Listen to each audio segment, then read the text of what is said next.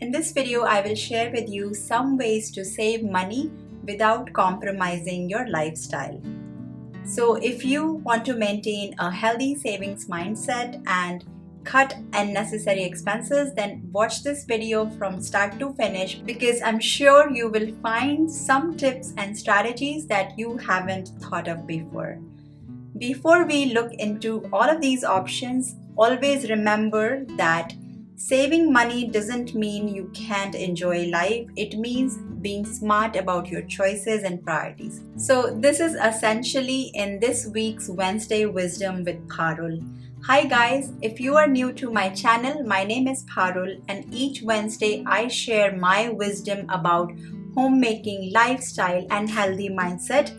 I live in Los Angeles but come from a middle class family in India. So spending consciously and avoiding wastage is in my nature.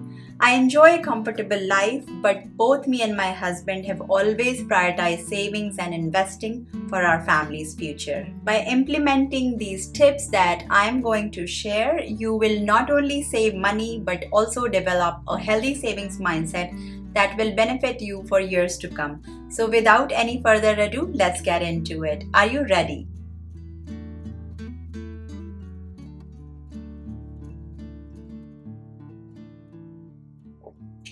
So the most important step is to track your expenses and create a budget to see where your money is going. If you haven't done that yet, a great habit is to start keeping track of your expenses in the notes section of your phone. Nowadays, it is easy because you can have all your receipts emailed to you.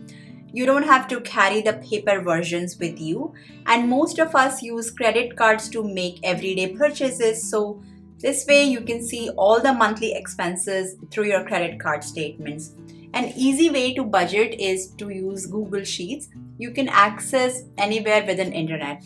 And I have this template right here that can help you get started. As you can see, I have these different categories for my expenses like mortgage, fuel cost, car payment, groceries, dining out, utilities. I can share this with you so you can edit it. I will put the link in the description below. So track your expenses into different categories. Add up the actual total amount spent in each category and compare that against your projected column.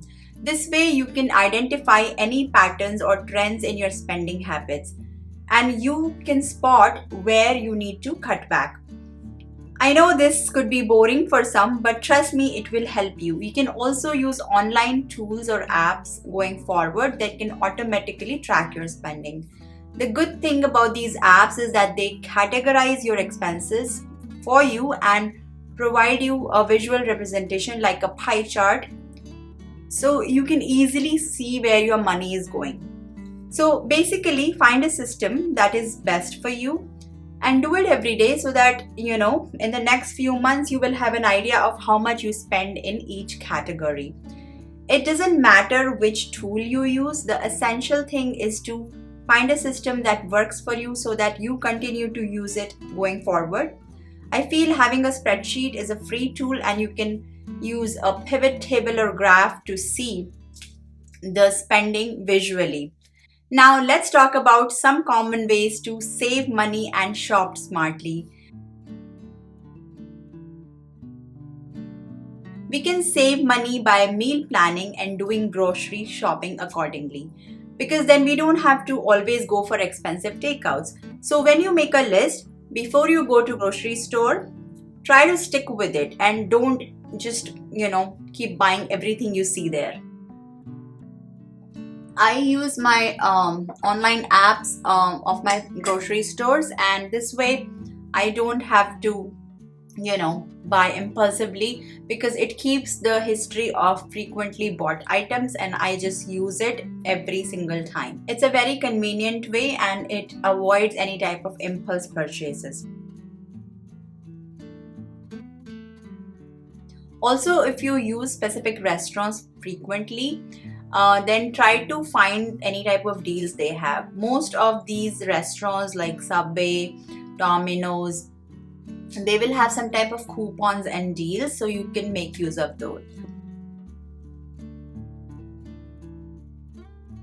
The next step is about learning which food items you should buy organic.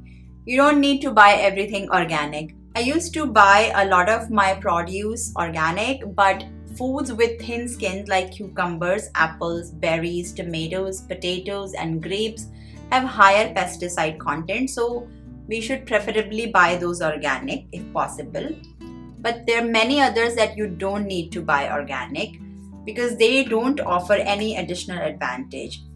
That would be melon, kiwi, papaya, carrots, cabbage, and some others. But again, include produce in your meal planning whether you buy organic or not. So this is a website which lists which produce you should buy organic and which you should not. Try to use up items in your pantry first before buying more stuff. See which food items are currently taking space in your pantry, your freezer, and refrigerator. Let's be honest, we all have some grocery items that we forget to use and they expire, and we keep buying more items without, consuming the old stuff. So this challenge will help you save money in the short run, but will also challenge your recipe creativity at the same time. If you force yourself to participate in this challenge every few months, it can lead you to create better spending habits, will reduce food wastage, and you will be able to save more. Now let's talk about how to cut back on memberships and subscriptions. Take a look at the store credit cards and memberships. Evaluate if you even regularly use them compared to what you have to pay yearly on these membership fees. The common ones are Costco, Target, Walmart Plus, Macy's, Kohl's, and evaluate if you even need all of them, or can you just cancel a few and keep some. Similarly, for streaming services like Hulu, Netflix, Prime, do you watch all of them at the same time, or can you choose and pick a few that you really like to watch? So, be mindful of that. Most of us do not get that much time to watch TV all day. So, try to see which ones are more important for you, and if there are some that you can cut back on, that would be nice. I'm all about fitness and health, and I think there are some ways you can achieve that for free. So unless you're using gym, 2 to 3 times a week, I don't know if it's worth paying that much every month on gym membership. Just by simply walking, 30 minutes a day and doing 10 minutes of yoga and some, maybe weights, you can achieve a very well-rounded and a fit and strong body. So make use of free resources. When shopping for clothes, try to buy discounted items or when things go on sale. Usually after Thanksgiving, there would be great discounts on winter items. So make use of those things. But be aware of one thing. Sometimes these discounts can work against us. We end up spending way more than what we originally thought. So be careful about that. Again, sticking to a budget will help you with this. To save money on utilities, you can reduce your energy usage by unplugging electronics but not in use and turning off lights. You can check this information on your energy provider website to see which ones are their off-peak hours. So try running the big appliances during that time. Recently, I had a fault in my dishwasher and it ended up running through the entire night for about 8-9 hours. And I felt really bad next morning when I saw it was still running. There was some issue with the drainage. So now what I do is that I run it at 9 p.m. So by 10 p.m. it's done, and I make sure to check it before I go to bed. You can also try negotiating bills and compare prices for services like internet, insurance, and phone plans.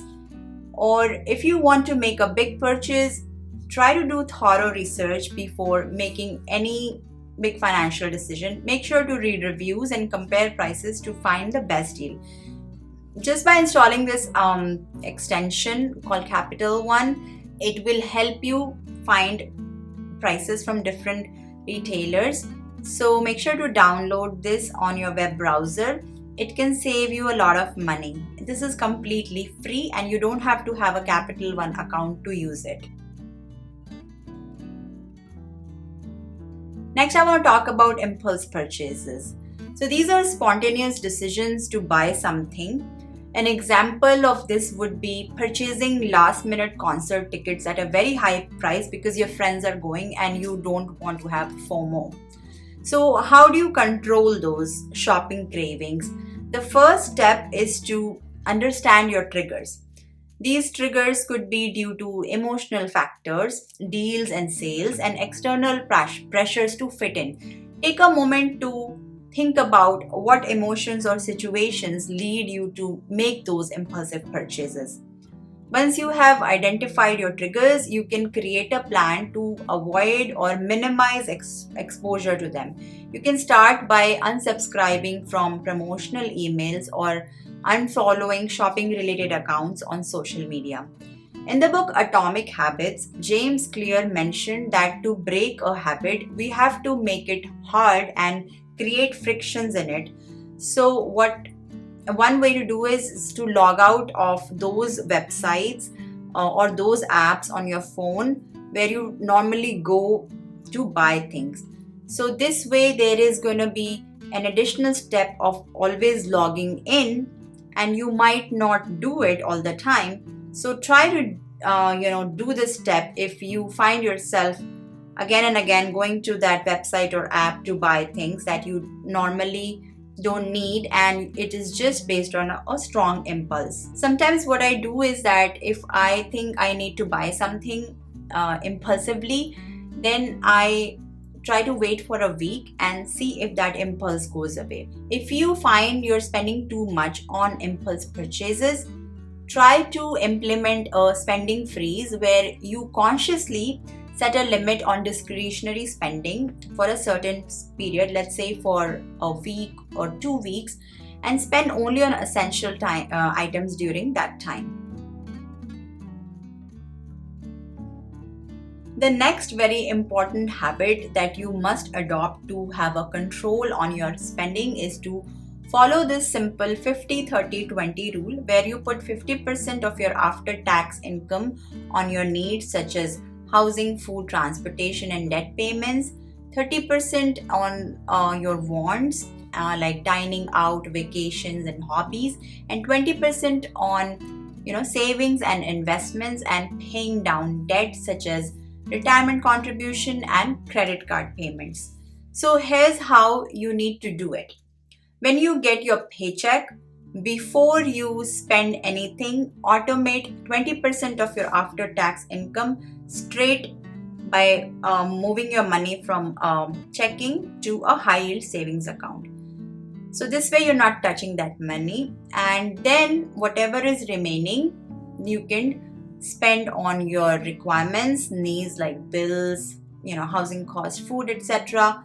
And then the remaining 30% on your wants. If you cannot start saving 20% yet, start with 10% or maybe 5%, but make sure to keep aside some money that is purely for savings. The next tip is to try to resist the temptation to overspend to match other people's lifestyle.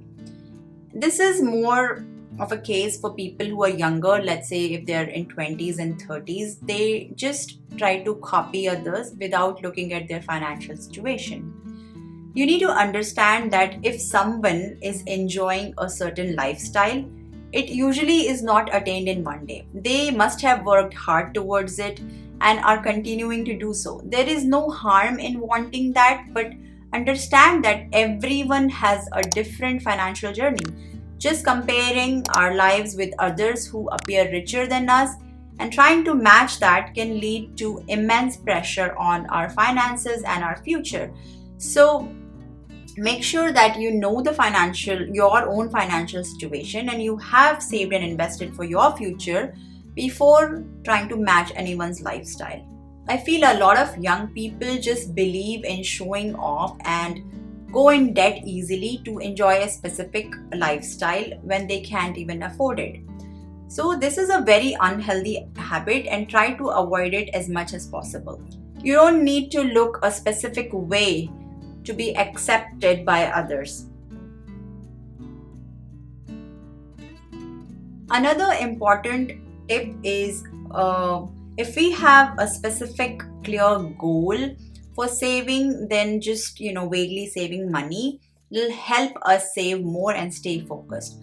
So for example, if you want to save for a specific bucket, let's say for your house down payment, or for a vacation, or for a wedding, and you have those categories, this way you can easily track where your savings is going. By having specific goals will give you a clear mindset and focus. A lot of online savings banks actually have this feature where you can allocate your money into different saving buckets. I use this online high yield savings account from Ally Bank. So this automatically lets me save for different categories. You can check out my other channel where I talk more about personal finance, investing, and there are so many videos I have made for money management and retirement saving. So please check that channel out. I have put the link in the description below. This next tip could be difficult for many of us, and I saw it while growing up, and it is called delayed gratification. I always saw my parents saved for a big purchase rather than just going in debt. So, and this is something that's inbuilt in me, I think, because of my upbringing. So rather than just buying something immediately, by taking a loan, I try to save for it and then I finally purchase it. So yes, don't make plans to travel to that dream holiday destination just because everyone else in your social media feed is doing it if you cannot afford it yet. Instead, save for it, and once you're able to afford it, you will feel really great about it. So always save for big purchases, and having your money in a high yield savings account will give you more interest rate than just putting it in a traditional savings bank account. And again, you can check my other YouTube channel for more finance related content. There is tons of important, useful information on that channel. So please make use of it. Work hard towards your saving goal and then only spend money on your desires and hobbies when you can actually afford it. All of this takes discipline and it can't be done in one day.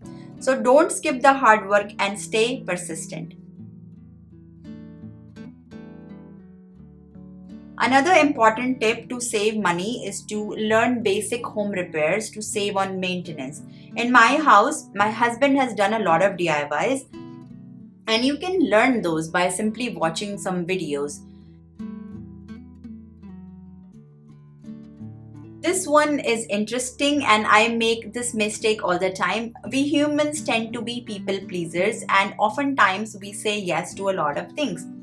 It's okay to decline invitations or events that may strain your budget or tempt you to spend unnecessarily. You have to remind yourself of the larger goal of saving and investing for your future.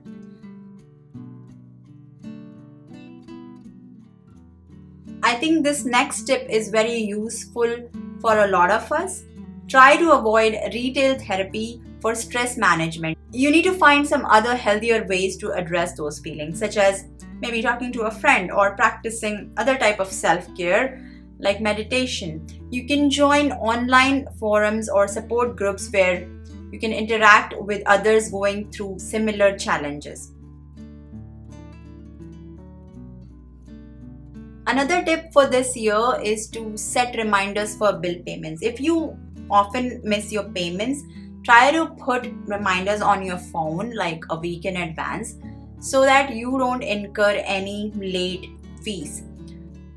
This is a simple thing you can do, and this way you will avoid any late charges, but could be very high, especially when the credit card rate right now is so high. It's as high as 25%. So try and avoid getting into that trap by just setting up automatic reminders. In fact, paying your bills early needs discipline but has big rewards. There are no late fees or service issues when you pay ahead. You can also opt for autopay if that's offered. Set automatic withdrawals few days before the due date. It's easy and keeps your accounts in good standing. Also, when you make on-time payments, it boosts your credit score.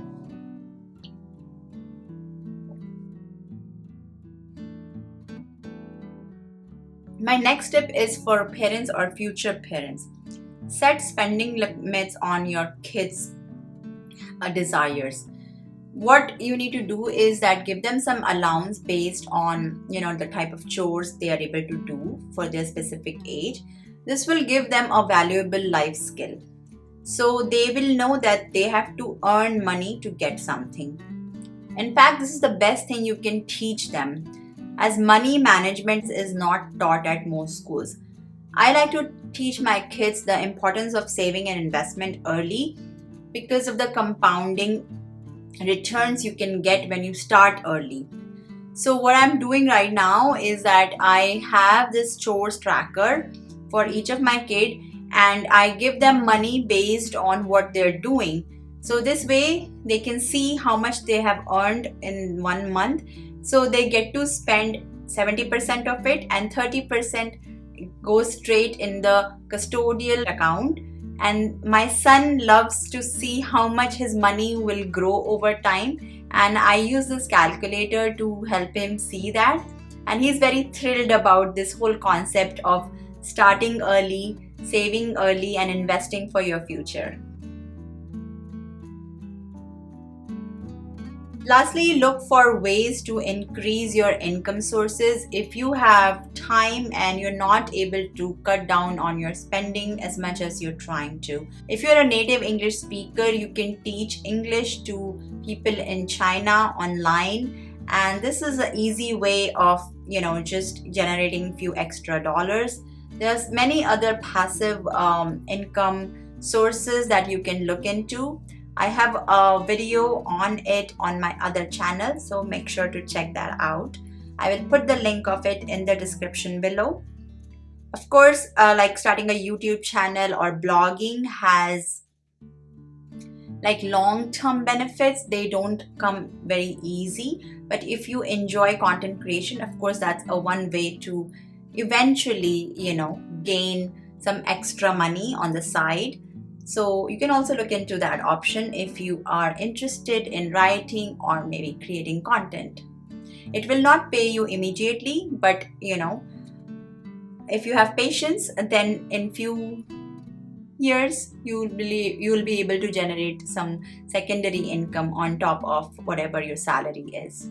Also, some people try doing freelance work on weekends, and there are some other ways of increasing your income by taking some surveys, etc. if you have time. But again, you have to look at your schedule if that is even a possibility for you. But if your income increases, please avoid lifestyle inflation, which means that you should not keep increasing your expenses more than your income. Okay, a lot of us get into that trap.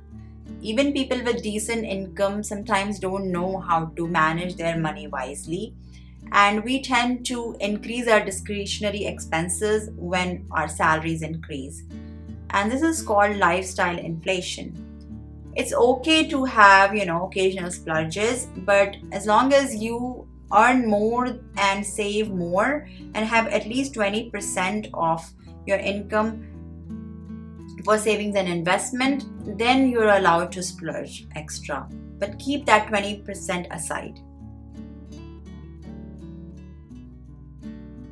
This one might be a simple one, but it's surprising how many people don't know about it.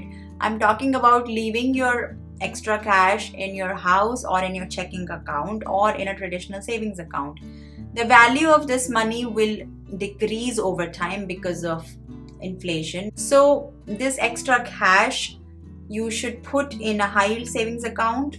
If you have covered, savings for about 6 to 12 months of expenses, and then you have met your savings goal for your house and for a wedding or whatever, then start investing that money. After you make use of the 401k through your employer and you still have extra cash left, you can invest in some type of index fund, like a broad based index fund. And again, I have a lot of videos on this specific topic on my other channel, so make sure to check that out. I have explained everything in a lot more detail there. So make sure to educate yourself financially by reading good books and checking out my YouTube channel. It does take time to develop new habits and break your old ones, so be patient with yourself. It's better to start late than never. It's okay if sometimes you go over budget, especially when you're stressed. So the key is to restart after a financial mistake. Instead of making these big changes, start small. Even if you can apply 1 or 2 tips from this video and concentrate on them, you will be able to save much more. The basic idea is to change your mindset, and you can create these lasting habits that will help you have a more peaceful life when it comes to managing your money, regardless of any external challenges. I hope you like this video and will start implementing some of these tips right away. If you liked today's video, please don't forget to hit the like button, and please don't forget to subscribe to my channel, and I'll see you in my next one. Take care. Bye.